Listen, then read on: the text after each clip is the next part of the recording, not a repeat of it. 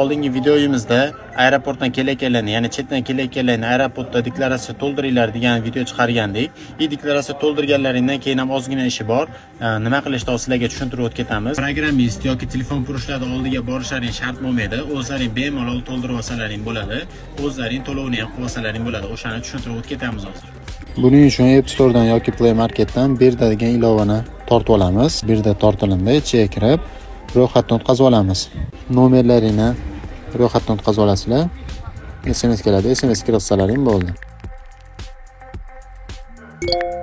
Rezidentlar uchun va emaillarni kirgizasizlar. Emailni kirgizish uchun yulduz reshotka 06 reshotka qilsalaring emaillarning chiqadi. Ikkinchi emailni ham qo'shib qolasizlar. Email 2 ni qo'shishga bosasizlar, ikkinchi emailni ham qo'shib olasizlar. Pasportlaringni orqasini qilsalaring ID da tevasizlar, JSHIR yozib qo'ygan o'shani kirgizasizlar. Pasport seriyalarini yozasizlar.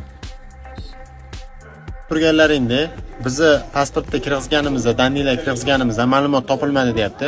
Nima sababdan deydigan bo'lsalaring, biz kirdi chiqdi qilmaganmiz.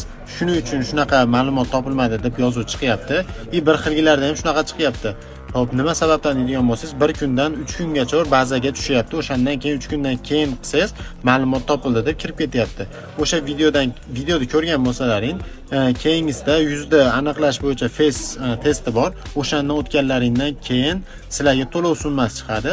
82 ming so'm chiqadi adashmasam yoki 104 ming shunaqa bo'ladi. Agar taqiqlangan bo'lsa, o'sha sim kartangiz o'chgan bo'lsa, 82 ming 100 ming to'lovda qanaqa qilamiz deydigan bo'lsalaring, o'zlaringda kliklaring bo'lsa, klikka kirasizlar.